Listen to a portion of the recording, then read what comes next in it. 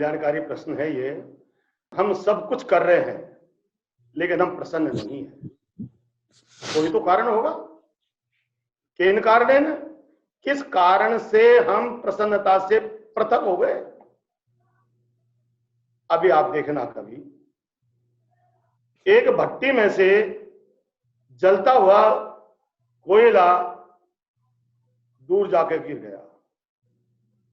अब थोड़ी देर के बाद में देखा एक काला सा टुकड़ा पड़ा हुआ है। लोगों ने कहा भाई ये तो साफ करना है इसको। तो धोए हूं सो वेरते काजल होयन श्वेत।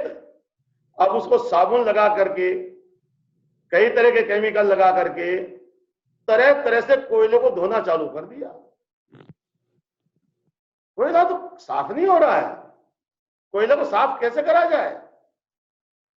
अब एक संत ज्ञानी पुरुष आए, आप जैसे अनुभवी व्यक्ति, उन्होंने कहा कोयले को साफ करना है, चमकाना है। बोले हाँ चमकाना चाहते हैं। बोले भट्टी में डाल दो।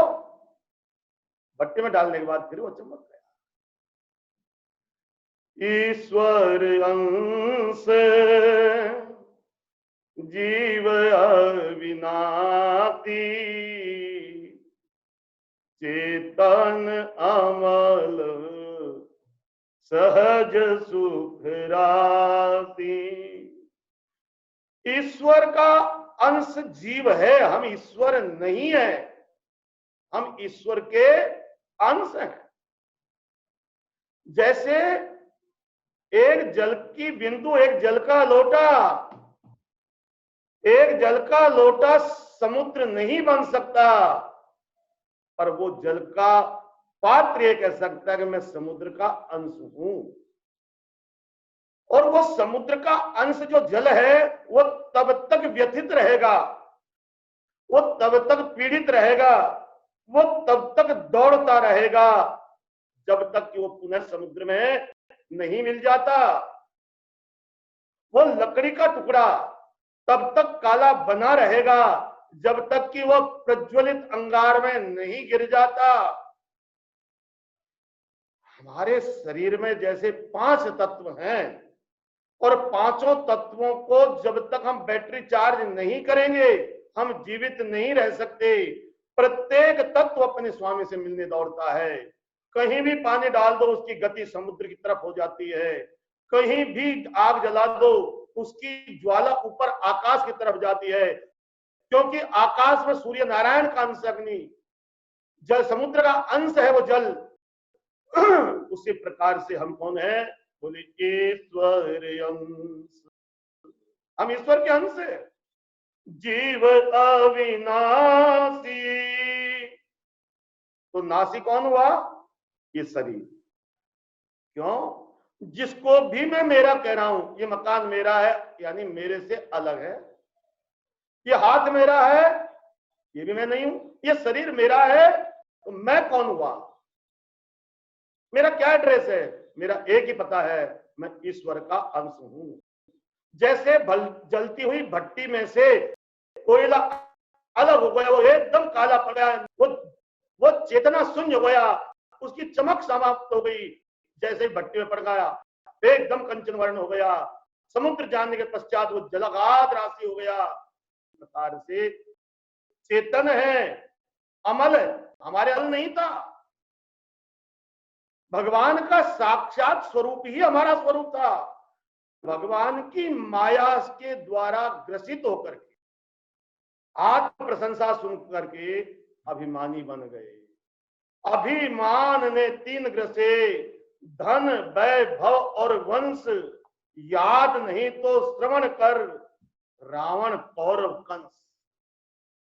अभिमानी हो गया, उन्होंने धन का समाप्त कर दिया, वैभव समाप्त हो गया और वंश समाप्त हो गया। तेरा याद कर लो रावण का, रावण,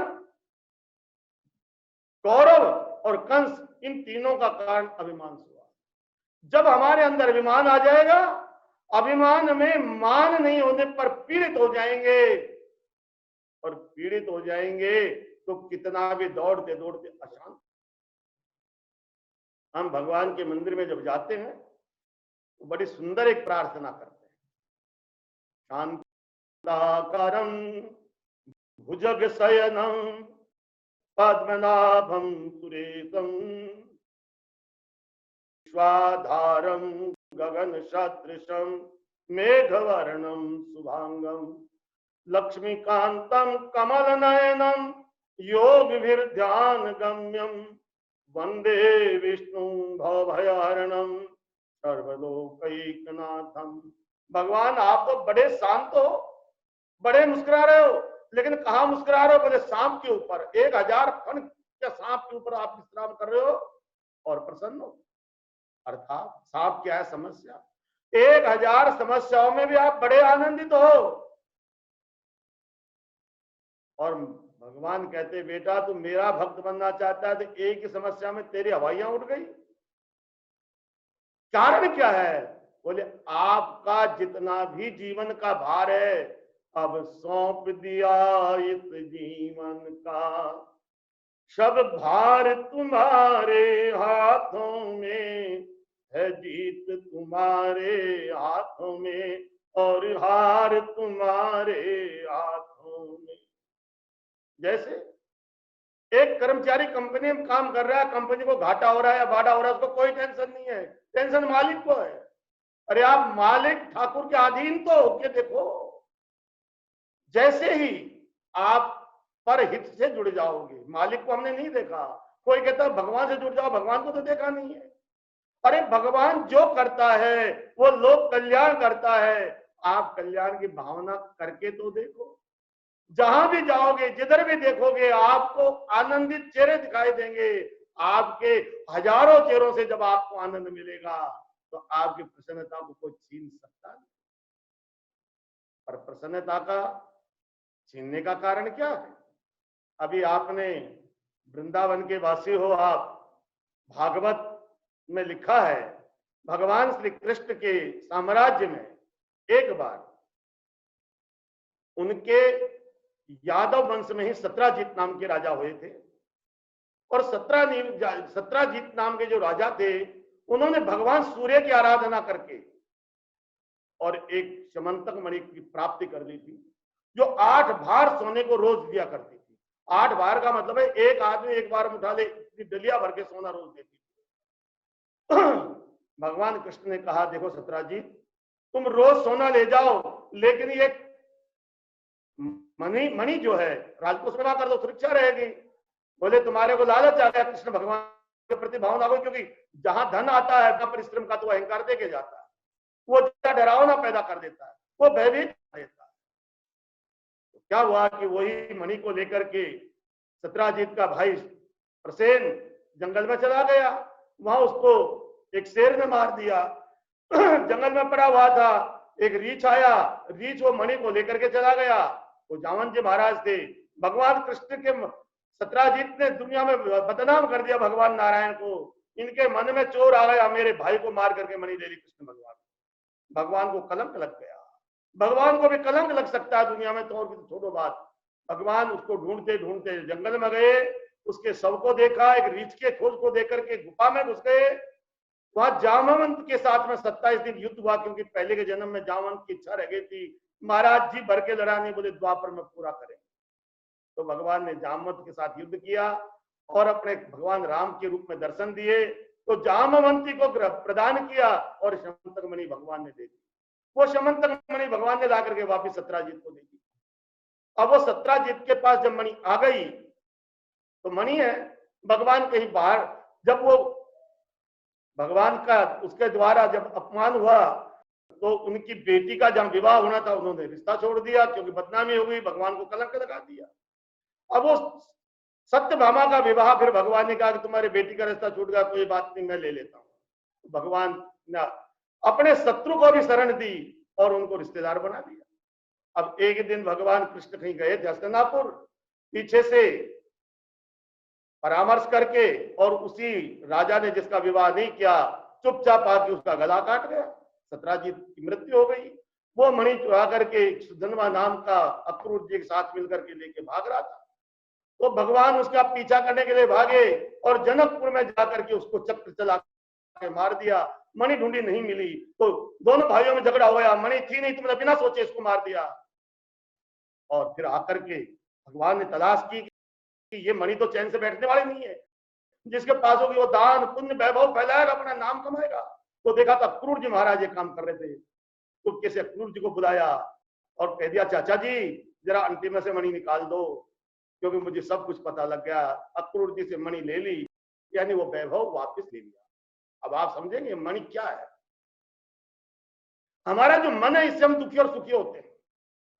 अब जरा ध्यान से देने, तात्विक बात है, भगवान कृष्ण की 8 पटरानियां थी और हमारे शरीर में भी 5 तत्व, पृथ्वी जल अग्नि वायु आकाश, ठीक है, और मन बुद्धि और अहंकार, ये हमारे 5 पटरानियां, 8 पटरानियां। हमारा शरीर कहीं से भी आप रगड़ोगे तो मैल निकलेगा, हम पृथ्वी के अंश हैं। अंदर देखोगे पानी मिलेगा, 5 तत्व, नसों में यदि खालीपन नहीं होगा, आकाश नहीं होगा, तो हमारा खून का संचालन कैसे होगा। ये 5 तत्व बैठे हैं, लेकिन मन जाता है, अरे इसके हाथ में तो बहुत बढ़िया घड़ी है, तत्काल बुद्धि को खबर करता है। बुद्धि विचार करती है कि मैं कैसे ले सकती हूँ, 1 लाख रुपए की घड़ी है, वो घड़ी लेने के लिए दौड़ लगाएगी और वो घड़ी ले ली। घड़ी आने के पश्चात 1 लाख की घड़ी को दिखा दिखा करके हमें अहंकार पैदा हो जाएगा, अहंकार ही पतन का कारण। जरा आप विचार करें, हमारा जो मन है ना, हम मन ने भी शादी कर रखी है, और मन की पत्नी का नाम कभी सुना आपने? मनोज जी, मन की पत्नी का नाम कभी सुना? मन की पत्नी कौन है? तो मन की पत्नी का नाम है मणि। हमारा मन मणि में ही तो लगा रहता है, हमारा मन पैसे में ही तो लगा रहता है। और मणि जो भगवान के पास आकर के भगवान को चैन से नहीं रहने दिया, भगवान के जिसके पास वो मणि गई, वहीं अहंकार की वृद्धि हुई और वो मणि ने कितनों का गला कटवा दिया। तो हमारा मन मणि में ही लगा रहेगा, हम शांत कैसे रह सकते? मणि भगवान ने दी है तो भगवान को अर्पण कर दो। अपनी संपत्ति का एक निश्चित भाग आप धर्मादय के लिए निकाल दो और उस धर्मादय को सोचो, नारायण ने मुझे इतना दिया है, मैं जन कल्याण के लिए अपने परिश्रम का 50%, 25%, मिनिमम 10% मैं धर्मार्थ निकालने जा रहा हूं।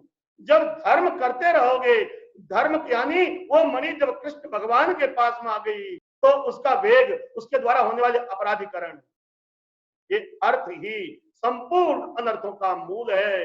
इसलिए अपने मन को मणि से हटा करके, मणि के जो स्वामी हैं, लक्ष्मी के जो स्वामी, मणि यानी लक्ष्मी, लक्ष्मी के स्वामी लक्ष्मी नाथ, लक्ष्मी नारायण की शरण में पहुंच जाओ, आपको अति आनंद आएगा। और कभी कभी जीवन में एक हनुमान जी जब पहली बार भगवान राम से मिले, तो भगवान जी ने कहा, महाराज कौन हो तुम, भी बताओ अपनी कथा। तो हनुमान जी ने कहा, महाराज जीव के पास कथा नहीं होती। बोले जीव के पास क्या होती है? बोले जीव के पास व्यथा है। तो भगवान कहने लगे, बोले व्यथा ही कह दो।